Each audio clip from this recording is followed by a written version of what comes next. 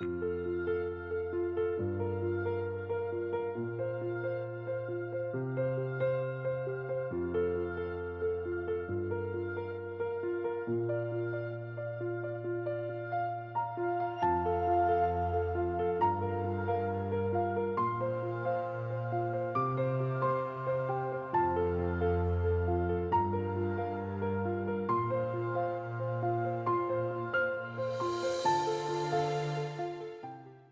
everyone. We're about to start our live stream in a couple seconds, so bear with us.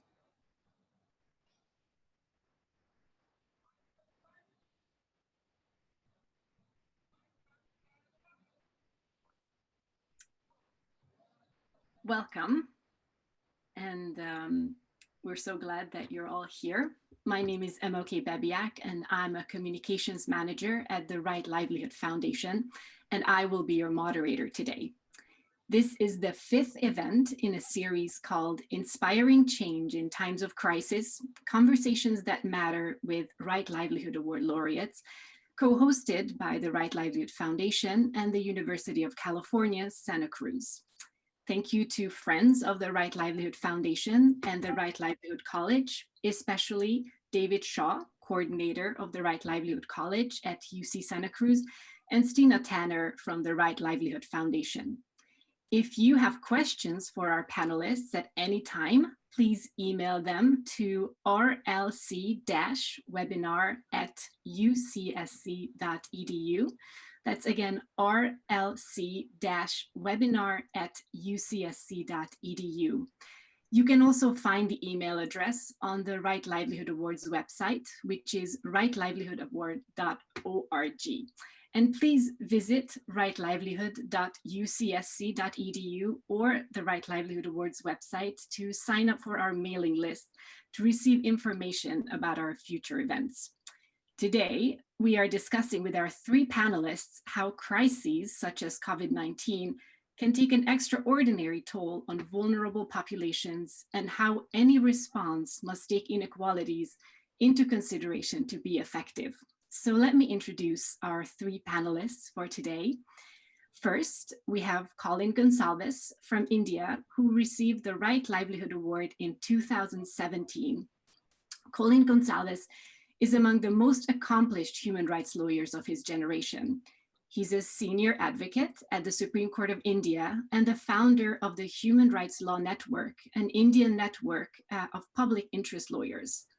For 3 decades, the organization's lawyers have engaged in public interest litigation to hold the government accountable and secure a broad spectrum of human rights.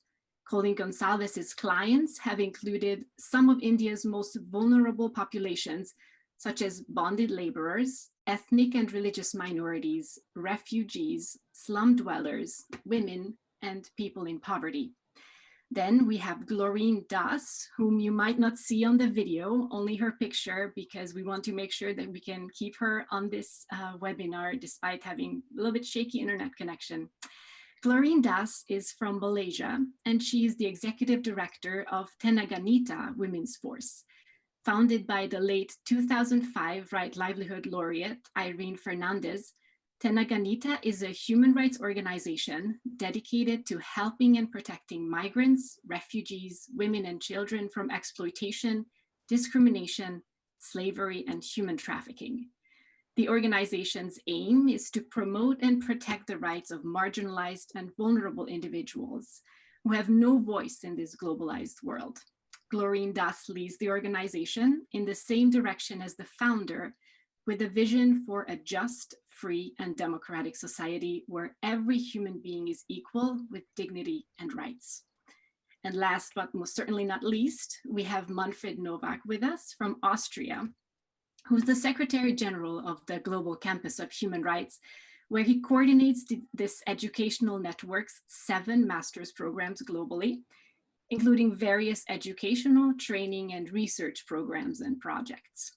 Most recently, he conducted a UN study on children deprived of liberty with the aim of shedding light on the magnitude of this problem and the poor conditions faced by children who are in detention.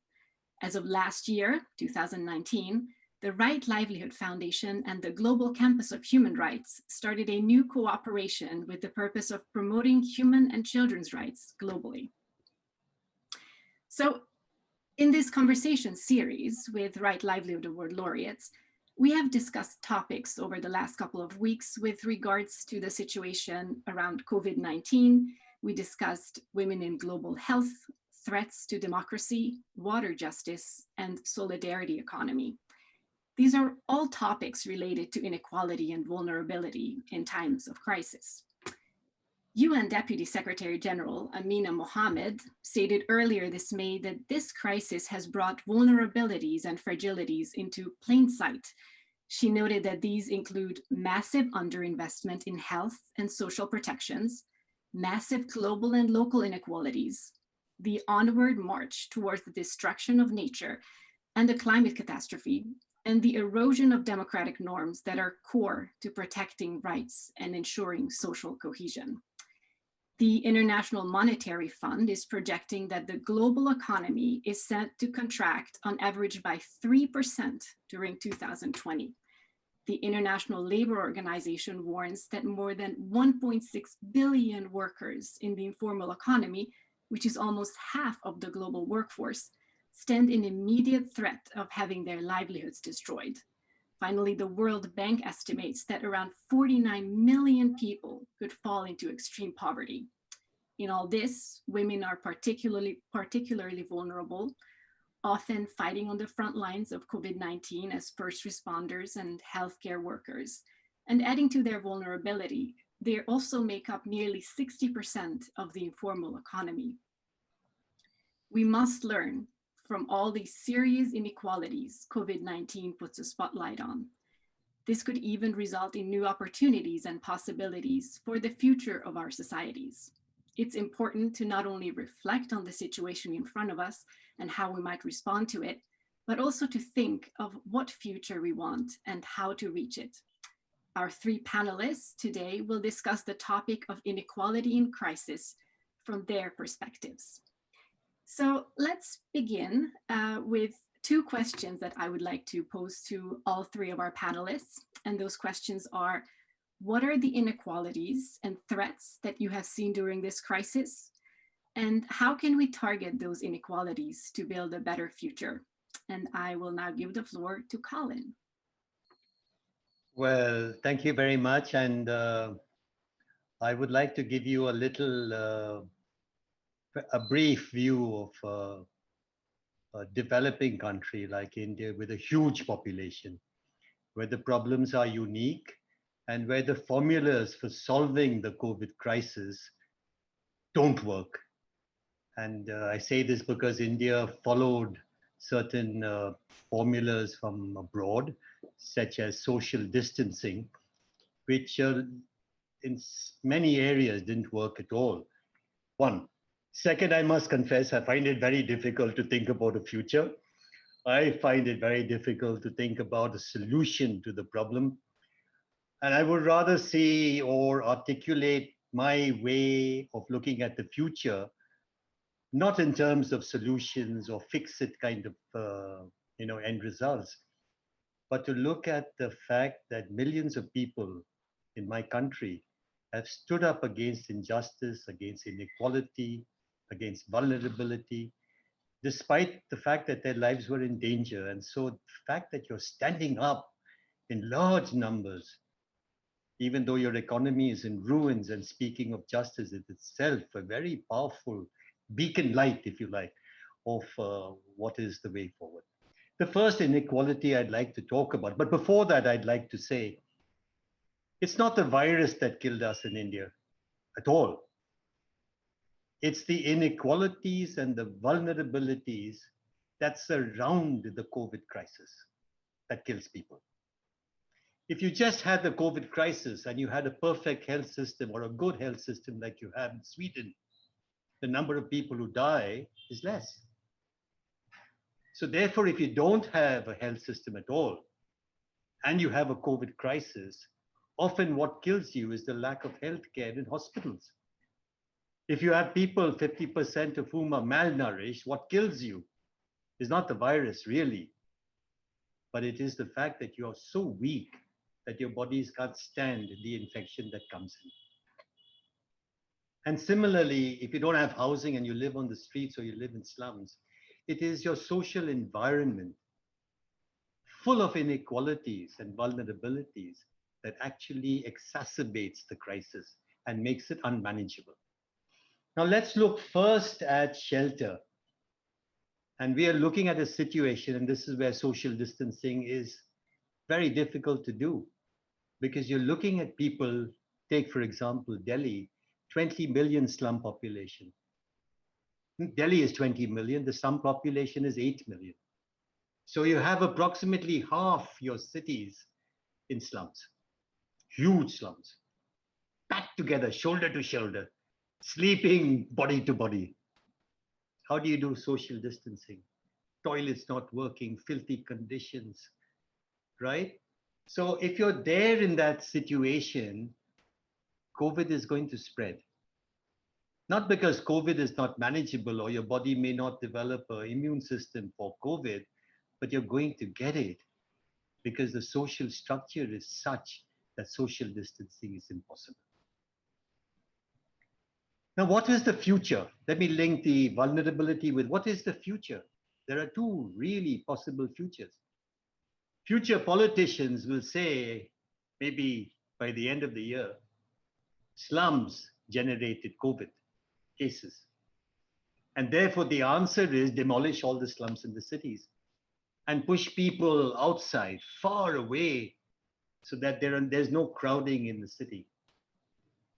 And if that happens, you'll have what they call now in the programs of the Indian government, smart cities, where you don't see any slum because everybody's been demolished and sent outside. Or you may follow the way that we suggest, which is an alternative planning, where instead of having high-rise buildings, you have low-level structures and you have proper planning, proper distancing, and a proper way of doing things without necessarily going the Western way of skyscrapers and so on, demolishing slums and putting slum dwellers into skyscrapers. That's one. Now look at malnutrition, where, as I said, 50% of the population is malnourished and 17% severely malnourished and stunted and so on. Brain shrunk, body stunk. Now, why do you have malnourishment when you have a GDP of 7% 8 months ago? You had a GDP growth of 7%. We were a world economic tiger. And we have 70 million tons of grain in the godowns of India, in the granaries of India. And yet so many people die of starvation. What is the future? Are we going to say we don't go by this globalized mantra that the market must provide? No more state intervention, right? If people need to get food, they must work, earn the money, buy their food. To which we say is not possible. We need a social democratic kind of structure. If you've got grain, if India is grain surplus, give it to the people. Forget the market, even if it's free, give it to them. Are you going to do that? That's the real dilemma. That's the real argument that's going to come. Or are you going to let people die of starvation? And there's a big lobby, and probably that lobby may win, which says, we really don't need all these people. We don't need this huge population. So if people die of illness, and whatever. It's all right, leave them. And that policy has governed India for a very long time. So will it turn around after COVID? The third is healthcare. And this is the last point. The third is healthcare. I mentioned earlier that if you have a health system that can treat people who fall ill, the COVID death rates would not be as frightening as they are. And these death rates are very problematic and should be opened up for some intensive scientific analysis. Our system in India, we spend 0.9% on public healthcare, 0.9% of GDP, whereas we need 2%. And the backlog of that deficiency is huge. So our public hospitals are crumbling, dying, right? Now in that you have COVID. How does the state respond? Sweden responds by opening up its hospitals, come in, you've got fever, get a checkup, intravenous, etc. How do we respond? The private health system closed its doors. We can't handle this. Our doctors will get infected. The private hospitals closed. And we needed to do what I think Spain did. I think Spain did it. They nationalized the hospitals. I think. I may be totally wrong. We needed to nationalize our public hospitals. That's it. Keep it open. No closure of any public hospital. We'll make a law making it compulsory for all doctors to attend and open. The public hospitals, and there are many, closed its services completely for anyone except a COVID person. And so what you had was people with diabetes, and we are rampant with diabetes. Tuberculosis is the biggest killer in India. Heart disease, hypertension, cardiac problems. They went to court with heart attacks. And can you imagine? They went, to the hospitals with heart attacks, and they were told, sorry, this is COVID. We don't deal with anybody else. And tens and thousands of people would have died, and those statistics don't show up. So the healthcare. And what does it show? It shows that for the developing countries, at least, one cannot rely on, one should not rely on the private system of healthcare at all. The public system of healthcare, funded by taxes of citizens, is the way to go forward. And many European countries have this, and I think that is the right way to go. Now, let me end by saying this. And I know it sounds a little over the top, but let me say this because it's over the top and it's also true. We live in a period in our country, in India, and many developing countries, of barbaric capitalism. Social democracy has gone. 30 years ago it went. Return to social democracy would be a good goal to have, but barbaric capitalism will have nothing of it, COVID or no COVID. And the reaction of people in India to barbaric capitalism of the kind that has seen so many people die is social insurrection. Everywhere in India, people have suffered terribly. When the COVID, I'll just end with this, when the COVID virus broke out, people lost their jobs, total close down for 4 months. All employment stopped. They were sacked. They couldn't pay their landlords the rent, so the landlords turned them out. The food system had collapsed. They had no food.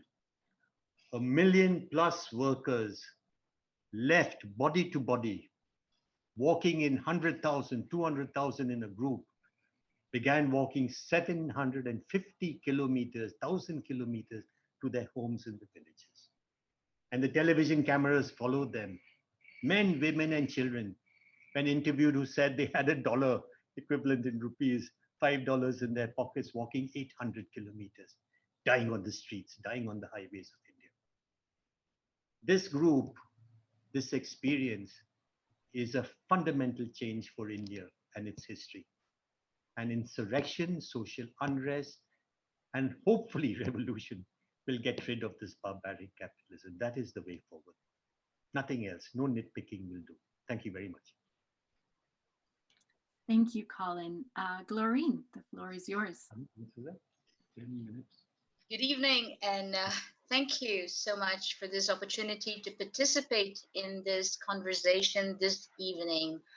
I am just going to zoom into the inequality surrounding the communities which my organization, Tanaganita, works with, predominantly the migrants, both documented and undocumented migrant workers, refugees, and displaced people, including the stateless people during this crisis.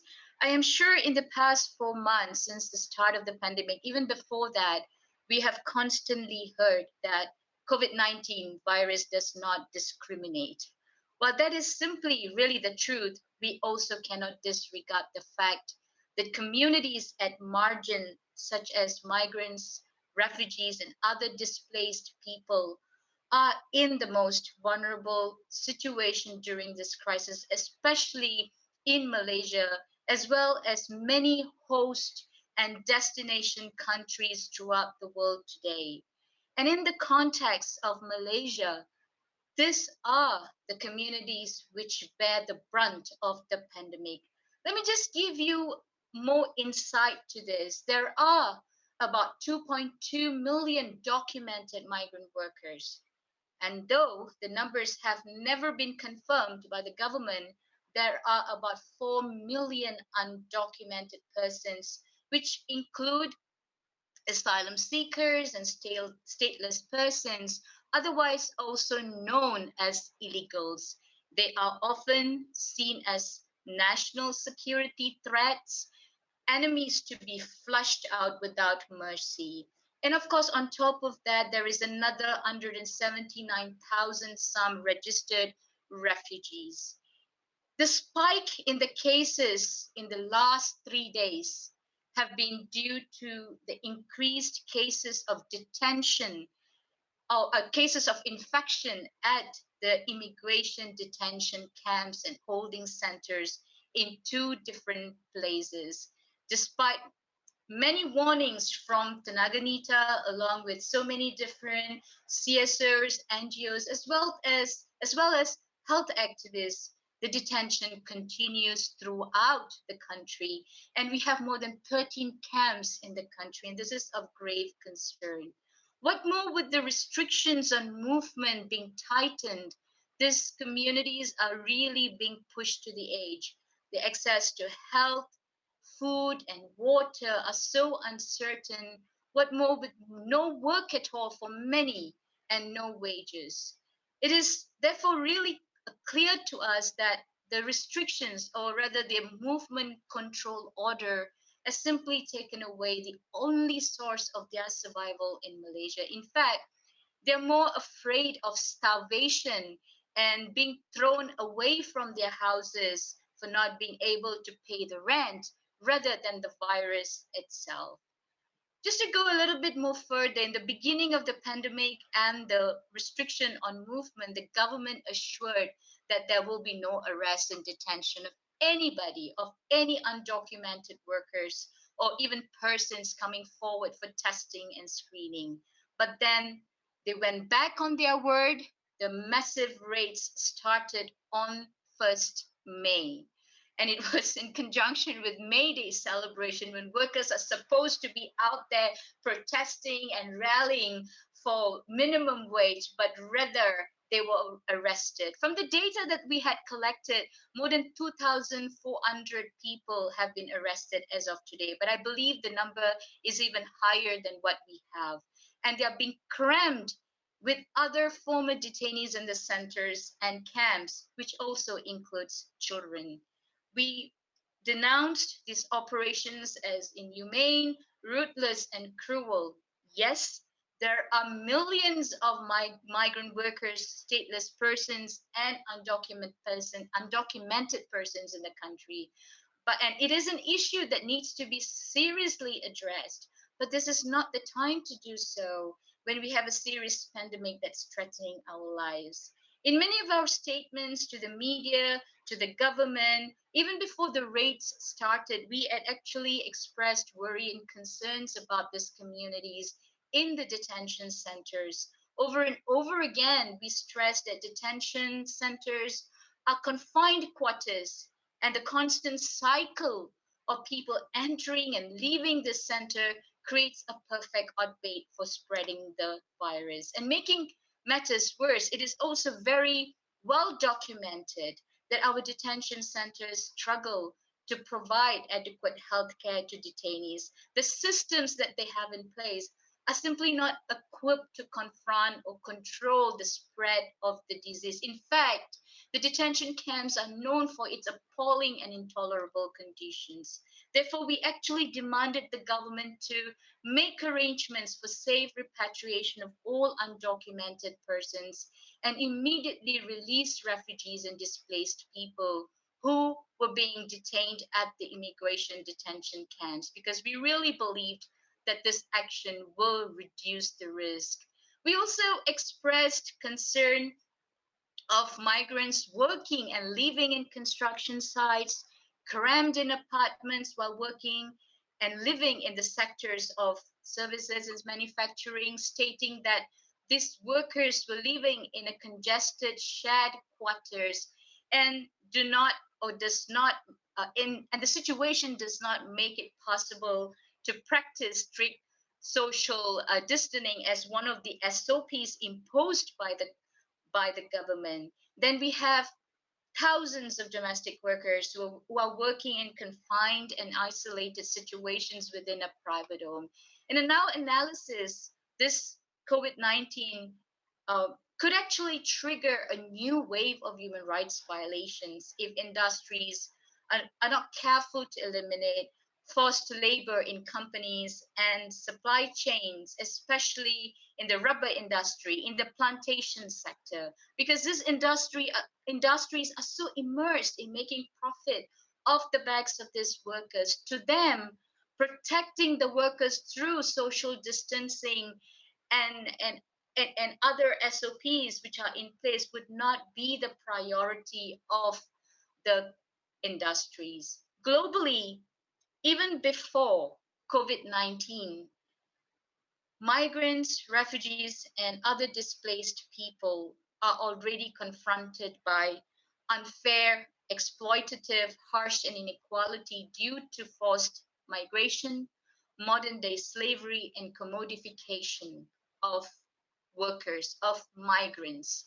The neoliberal policies in both the country of origin and the country of destination have actually resulted in job insecurity, low wages, exclusion from social protection, and perpetual unemployment, and of course, absence of social services in the countries. With the pandemic, we also see extensive exclusion on services, protection, and relief program. We see xenophobia and scapegoating of these communities, and we also see attacks on their fundamental rights. Now, how do we target these inequalities and build a better future? I think it's very clear that we have to work towards ensuring the inclusion of these communities in testing, free medical, and as well as in plans and programs of financial aid, of economic aid, food, and other forms of relief. Immediately, we have to stop the arrest, detention, and deportation of refugees, of migrants. There needs to be a general amnesty and also a re-regularization program. We have to stop the expulsion of refugees. And we really have to protect these communities from the xenophobia attacks, stop the scapegoating of migrants and refugees in this crisis, and also provide significant livelihood assistance to those who are forcefully repatriated to the country of origin. Thank you. Thank you, Glorine. And Manfred, the floor is yours. Again, also from my side, many thanks. I'm not a Right Livelihood Laureate, but I'm very privileged to be together with you in addressing this highly topical questions that you raised. I will provide more an perspective of the global north, since I'm living in Austria, and personally I actually did contract the COVID-19 at the beginning of March. So I had to spend about 1 month in quarantine in my own home together with my family. And that is the first inequality. I am in the lucky situation that I have an apartment with a little garden. So I could go out to the garden. I couldn't leave the garden, but at least it's something you see, something green. If you compare that to people who have to live with 5 small children in a 1 or 2 apartment home apartment in Vienna without seeing anything green, that is a real big difference. So it's between, I think seldom people were so much conscious about the difference between the rich and the poor in a rich country like Austria. The rich actually, many of them said, COVID-19 is not that bad. It is giving us somewhat more time. We are spending more time with our families in our beautiful houses, and we were told to stay at home in our home office, so we are working from home, and it's less stressful than it has been. So many people kind of tell you this experience, but then if you see, because the schools were closed, so you have often mothers that are living with 3 school children, and now they have to still try to earn some money, and at the same time do home teaching for the children living in a small apartment. So the differences between the rich and the poor were becoming much more visible than they have been before. We were all told, yeah, you should stay at home. What's about the homeless? They do not have really a place where to go, and we're extremely vulnerable. All the migrants and refugees that are living in some kind of shelters that are that are very, very substandard. So you had this major differences in a country like Austria. Like Colin said already from the very beginning, again, we had the privilege to be in a country where the neoliberal policies were not that successful in really cutting down the public health system. And you could really see within Europe, and I mean, my office actually is in Venice, and Italy was one of the most affected countries, partly also again because, and many people didn't know that there were so many irregular Chinese migrant workers in the garment industry for the big levels near Milano, so one of the richest areas. And it seems that they had something to do with the very fast spreading of the virus. But the real problem was, as Colin said, it's not the virus that kills you, it's the not anymore functioning health system. The Italians had cut down public health, public hospitals, and particularly intensive care to an extent under their neoliberal policies that now very, very soon the public health system came to its limits. And doctors had to make these terrible decisions whom to actually treat in intensive care and whom to throw out in order to die. So many people died there. You had the same in the United Kingdom. You see the same in Spain, in the United States, all those neoliberal countries that were under austerity measures, but in particular cutting down public health, are now the countries that are most suffering from COVID-19. So it's the public health system. Second is the social security system.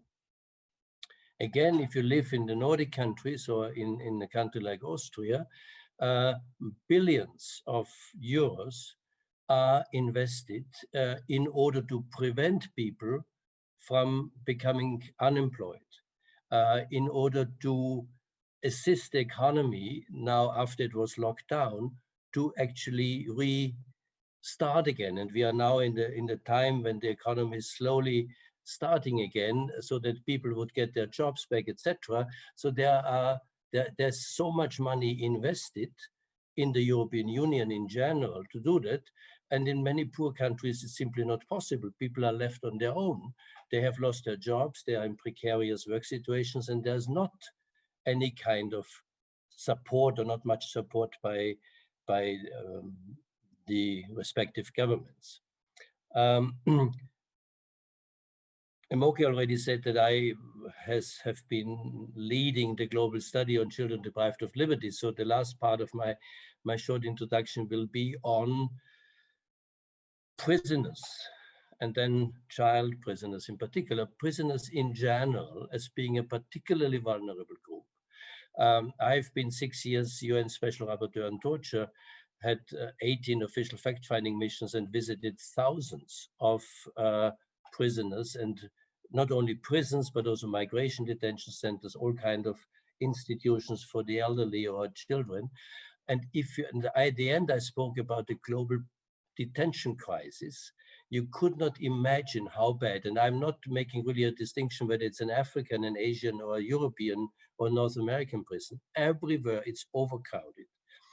It's the hygienic conditions are unimaginable in most prisons, and also, for instance, the migration detention centers in Greece that I visited were comparable to some of the poorest prisons in the poorest countries in Africa. So it's not that much a difference. Prisoners are forgotten by society because there's no empathy for prisoners, and even less for children. So imagine you are a child detained in the prison system or in a migration detention or in some kind of institution, but you are not allowed to leave and you are in this place. And now the COVID or the COVID-19 is spreading in the country. Imagine the fears that you must have. I mean, we had so many prison riots already in Italy, but also in most countries in the world, because prisoners felt we are forgotten. And the virus is spreading there. And the situation even got worse. Children in prison, and in principle, that's one of our conclusions. You should not detain children, because detaining children is depriving them of their childhood and should only be a measure of last resort according to the Convention on the Rights of the Child. But then the only thing that you're looking for is that once a week your family members can come and visit you. Now, all of a sudden, because of COVID-19, they said no more family visits because they might bring in the virus, etc. So the situation is getting even worse. Sometimes, if you have room enough, you're put in a single room, but that means solitary confinement, which, according to international standards, children should never be put into. So that's why I am advocating, now to come to the positive side, advocating that, and there are some good experiences actually. So Human Rights Watch recently released an investigation saying that about 79 countries had responded positively by releasing prisoners. But primarily these were the elderly and the sick and those who had spent already most of their prison sentence, but not children. Only about 20 countries took measures to release children. Now, I would say release 99% of the children in detention, because they are anyway illegally there. So now it's the best time to take the recommendations of the global study seriously. Laureates talked about migration-related detention in Malaysia. Now, our conclusion, the legal conclusion, is that migration-related detention is never a measure of last resort. There are always non-custodial alternatives. So all the children in particular in migration detention centers should be released immediately. It would have the positive effect that it's less overcrowded in the migration detention centers, and the children should be taken care of by families, by communities, by the welfare system, or they should simply be released, because migrants, should not be in a detention center. The same is in the criminal justice system. I think now is really the time to apply diversion and to transfer the children from the criminal justice system into the child welfare system. That can be done in rich countries, but as well also in poorer countries. So we are advocating now very actively, proactively, that states should now really take the recommendations of the global study seriously and release as many children as possible, because it will also have a positive effect on the impact of COVID-19. Thank you.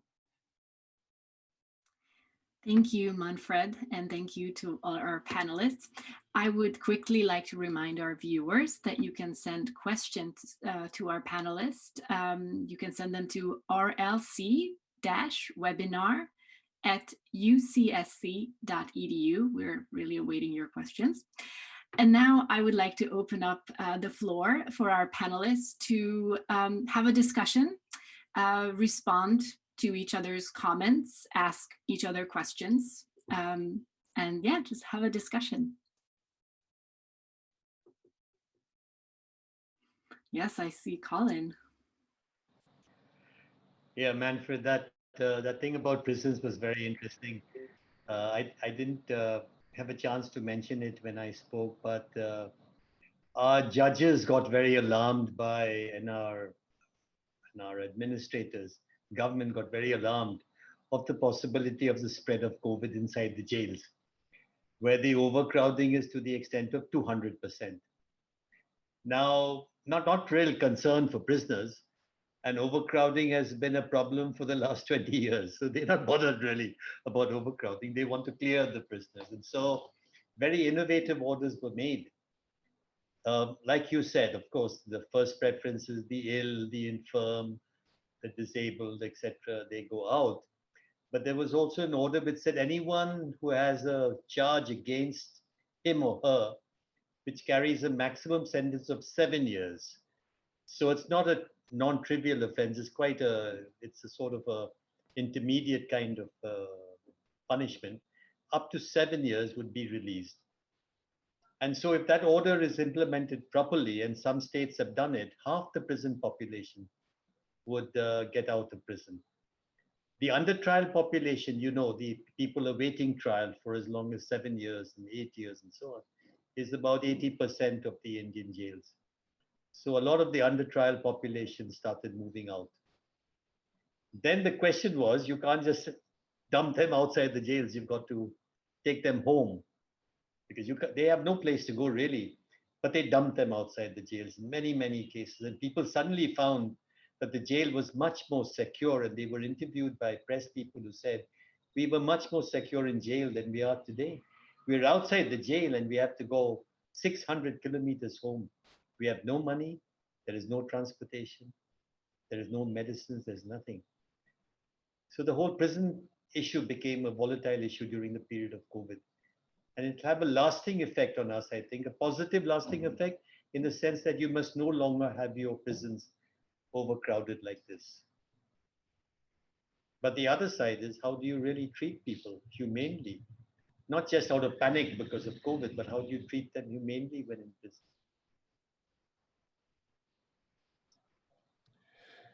No, it's a good point that you're raising. I mean, the first already is if you say that people awaiting trial is about 80% of those in prisons and jails, there's something fundamentally wrong with the judicial system. It simply means that trials are taking much too long, you don't have enough stuff, it's whatever the reasons are. And that means probably also, I compare it now to Nigeria. When I visited Nigeria, at the end of the day, we found out that between 20 and 25,000 people were already longer in pre-trial detention than the maximum sentence would have been if they had been sentenced and convicted. So we said to President Obasanjo at that time, we said, I mean, these people have spent, you don't need to try them anymore, you simply have to release them. And they actually started. They started with the ones over 60, and many of them actually have been released. So again, the problem is the non-functioning, corruption or whatever of the criminal justice system, the underfunding of the justice system, so that you have less people awaiting trial than those that have been convicted. So perhaps those who were charged but not yet convicted with a maximum sentence of 7 years, perhaps many of them spent already 7 years in pre-trial detention, then I would also say, yes, fine, those people should be released. However, release does not mean to dump them in the streets. If they have no family, they have no home, they have no place to go. So that is again something that is very important, that the criminal justice system or the administration of justice is supported by probation officers, by the welfare services that then assist people who come, whether they have served their sentence or whatever else is the reason for their release, in order to assist them for rehabilitation and finding a way back to a normal life outside prison. If that is totally lacking, then it might well be that people say, now I'm much more I'm safer, and at least I have a little bit to eat if I'm in prison, and if I'm outside, it's a much more dangerous situation. But again, this is a question of course, poverty, but it's also a question of the non-functioning of the basic social services which governments and India is a party to the International Covenant on Economic, Social and Cultural Rights. And there is a right to social security. So so it's again a failure to live up to basic economic, social, and cultural rights. And Laureen, since we can't see you, I wanted to give you the floor. Thank you, Imoke. And this is a question for Manfred, because he talked about children in the prison. I think just going back to the current situation, there are a number of more than 300 children in the detention camps and centers throughout Malaysia who are stateless and undocumented. So Manfred, one of the suggestions, or rather the recommendations that we have put forward to the government, is to give alternative places, alternative spaces to these children. And is that been the same recommendation in Austria or also anywhere in up north? And is there something that you see that's possible to happen, to come through? No, thanks again for for bringing up this point. Our main kind of recommendation from the whole global study, we found, and this is very conservative, that about 7.2 million children are deprived of liberty currently per year in the world. Probably it's much more, but that is scientifically proven by the data that we gathered for the global study. And I would say of those 7.2 million, more than 90% are there in violation of the Convention on the Rights of the Child. Because, and what is the reason again, is that there is a lack of support, in particular for families. Children, in principle, should have a right to grow up in a family environment with love, with protection, etc. That doesn't necessarily have to be only your own physical parents. It might be that they died, or it might be that they abuse you or use violence, etc. But there are other alternatives to detention. So very often it's this attitude of states then taking over the responsibility and saying this child needs for educational supervision or whatever to be in a children's homes or this kind of institutions. 80% of the children in orphanages, in fact, have at least one parent. So it's much better to support this one parent in a way that he or she can take care properly of your child, then, and it's also much cheaper and much more in the best interest of the child than being somewhere in an institution, which is always a situation where you don't get the same type of care than you would get in a family. So if the family itself is not existing or not able, foster families, I think there are much more resources should go into supporting foster families to take care of children, or other family type settings, small group homes where 4 or 5 children are together with a person that is taking care of the children and where they are not deprived of liberty. As I said, for migrant and refugee children who are in detention, either they are anyway with their parents, then they should be released together with their parents. And if they are unaccompanied, then again, it's a responsibility of the government to provide them with alternative care as I said, these non-custodial solutions, family type settings, in order to be taken care of. Thank you. Imoke, can I pose one question to Colin? Of course. Okay, so Colin, I have always believed social movements are so crucial in meeting the challenges that is imposed by neoliberal policies, capitalism, imperialism, and so forth.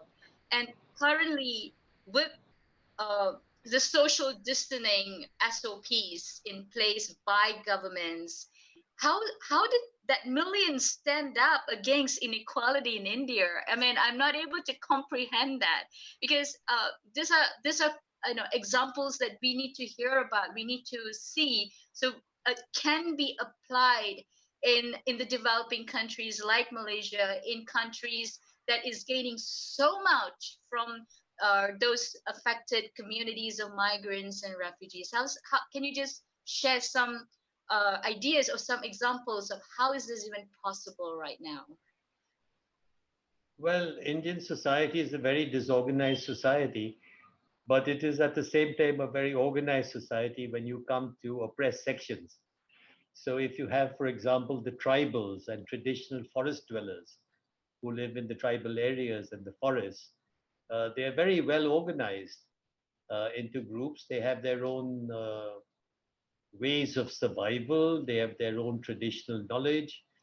And I suspect that COVID would sometimes perhaps not make so much progress in these areas, although it remains to be seen because tribals could also be very vulnerable to a new kind of virus. But they Sure. all, and Dalits, for example, Dalits or the what who are people who are considered low caste have their own structures and traditions and ways of banding together and fighting.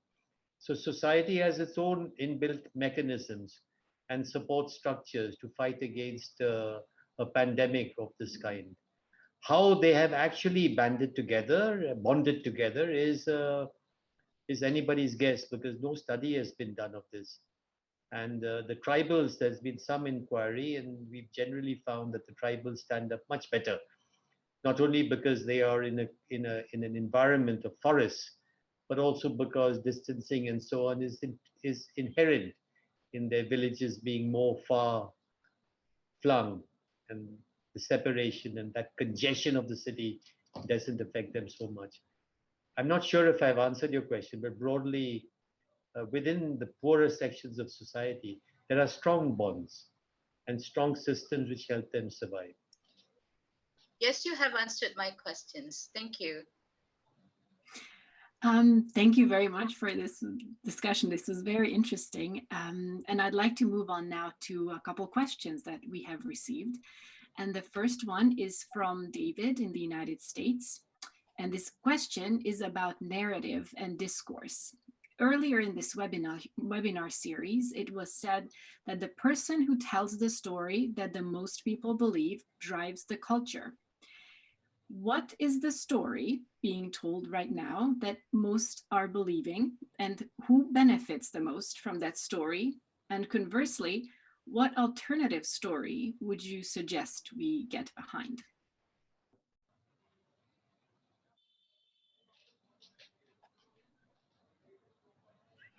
Can I go? Well, it's a very, very interesting question. Who tells the story? Who decides what the truth is? Who decides how society must think? And who decides how society must act? And who decides to tell society that, hey, we are the people who know the answers to all your questions? It's the most important question as far as India is concerned. I think it's the most important question in the world today because it's control of information. It's the spread of false ideas. And it's the use of state media to misinform people as to the alternatives possible. And India was a very big player in this game. So first of all, they separate COVID and the effects of COVID from the way in which capitalist society in India has treated poor people, making them particularly vulnerable, not because of COVID, but because of state policies, economic rights, and so on. That we've talked about a bit. But there's also a great fantasizing about the solution in terms of a vaccine. And I've been a great skeptic on this vaccine because I know how the Indian vaccine corporations and so on, how they come in the guise of philanthropy and do things. So India is racing ahead with some kind of suspect vaccine and doing all kinds of crazy stuff. So the state becomes a great propagator of one idea, that this is the truth, this is how you must follow. We are going to come up now with a vaccine, right?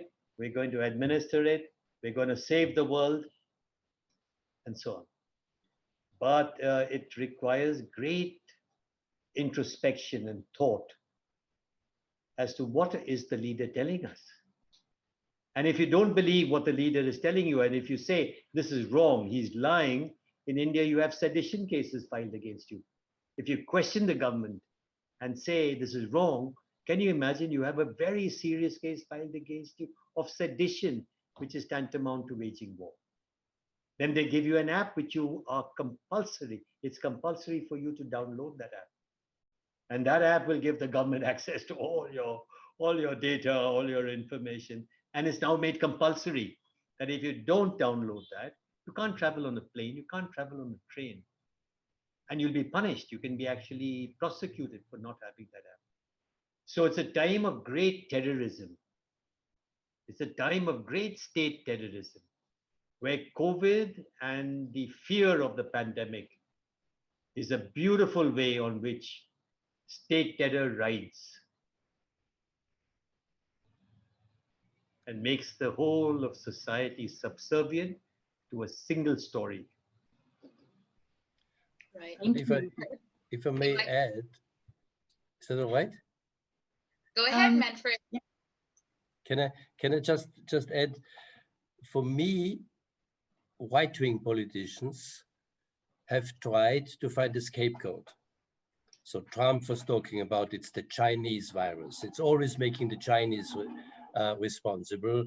Later, a little bit the Europeans. Mr. Orban, the Prime Minister of Hungary, has said it's the migrant virus. So it's the migrants who brought in the virus, or George Soros, or whatever, all these kind of conspiratory theories. And in reality, these right-wing populists that always try to dominate the public narrative by always finding scapegoats. And the last years, it's always the migrants and the refugees and foreigners in general, the poor, now realize it doesn't work. It doesn't work because people don't believe you. And they have to change their narratives. And so you see also in opinion polls, etc., in Europe, that the right-wing politicians, which were really strong since the European refugee crisis, 2015, are now very, very quiet because they realize their narrative is no longer believed by the public. And I think that's, for me, a very positive side effect of this whole pandemic and of course emergency situation. If I could just add a little bit, Imoke, in terms of who's telling the story, who's changing the narratives and discourse. For us, it has always been people who are directly affected. But this has changed. This is the challenge that we are grappling with in this current crisis, because we speak from experiences, we speak from evidence that we have collated from people who are affected, but then it has turned into propagandas, just like what Manfred and Colin had said, using it against these communities, from creating tremendous xenophobic campaigns and propagandas by populists and opportunistic politicians, using hatred and violent remarks, even bringing pictures of activists along with accusation. And this has further injected fear into the communities who are already struggling for food and shelter through this pandemic lockdown. So in a way, it has actually instilled tremendous fear in the communities of those who have been affected. So we're really still struggling. Who is going to continue to tell the stories? Thank you. We have one more question that is from Robert in Sweden. And the question goes, we know that the UN, the EU, the CDC, which I'm assuming is the Centers for Disease Control in the United States, and the WHO responded to the crisis. Knowing what we know now, what mistakes were made and how might they have responded differently if this were to happen again?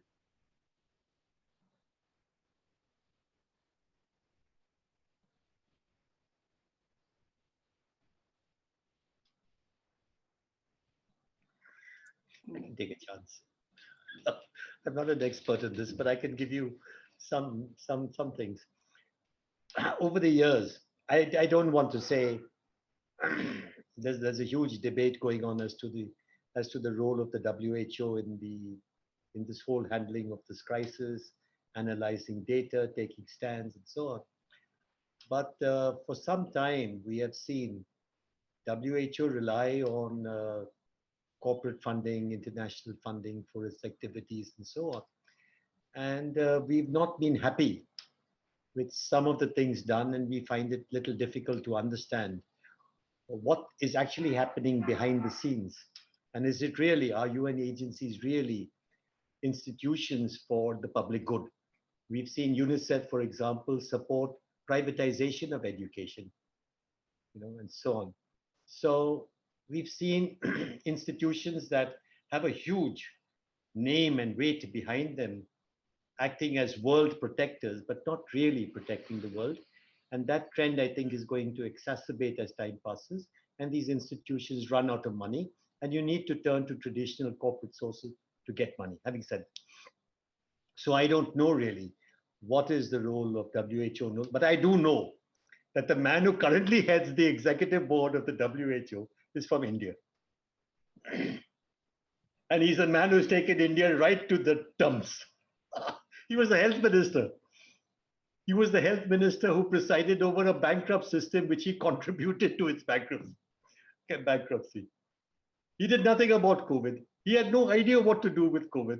He had no idea why the lockdown was imposed in the manner in which it was done, in a totalitarian and absolute fashion. He had no idea. And this man is today the head of the executive board of WHO, telling the world what should be done about COVID. I mean, what is it? What is has science been thrown to the winds? Has technical expertise gone disappeared? Is it just politics which decides what stand is to be taken by governments in the world today? So it's a frightening situation where you really can't trust anybody, and you don't know really who speaks the truth.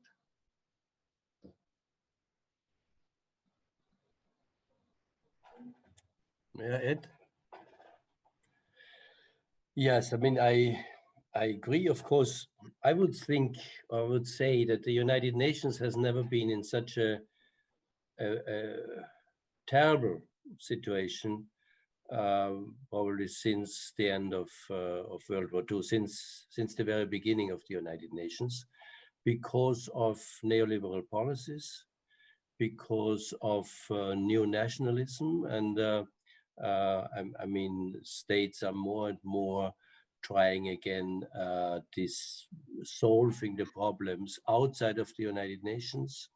There's a crisis of multilateralism in general, and of course, primarily because powerful states are no longer willing to pay their contributions to the United Nations or to the World Health Organization, which makes these organizations increasingly dependent on voluntary funding by governments, which means that these governments then exercise also stronger control than others, but also by private foundation, the corporate sector, WHO and the Gates Foundation, etc., which makes them much less independent than they used to be in the earlier years. And so that is, having said that, I think the UN has, I mean, if you look what the High Commissioner for Human Rights, from the very, very beginning, she has made excellent statements. She has tried whatever she can do in order to address the major human rights issues relating to COVID-19. But of course, her powers are very, very small. I mean, so that, but she's at least very, very outspoken. And even, I mean, the Secretary General also, I think, appealed on governments to stop armed conflicts in the light of COVID-19, etc. But again, it's not the United Nations organization, the Secretariat, it's the states. And I mean, if you look at the 5 permanent members currently in the Security Council, which are the most powerful states, it's simply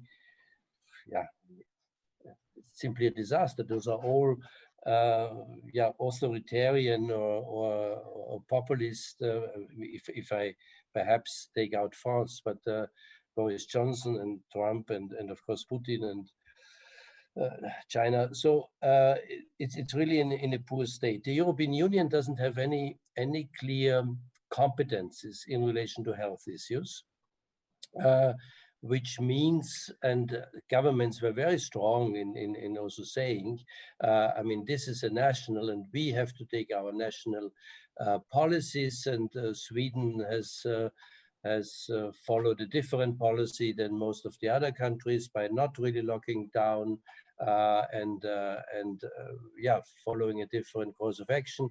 The United Kingdom at the beginning did the same until Boris Johnson himself got heavily infected by COVID-19 and then perhaps changed a little bit his opinion. But the EU cannot really impose anything. They tried to some extent, but it was not successful because of the nation states, the states themselves. Now, when the economy is starting to function again, the recovery, that is of course the classical EU competence, and I think now finally it's in particular the French together with the Germans that are really now talking about however you call it, Eurobonds, or but to have to say we are now 27 states, that is one union, and I think that the southern states are more affected, whether it's Italy, France, or Spain, than the northern states. Might have to do with whatever reasons, but still we have a joint responsibility. That's the very idea.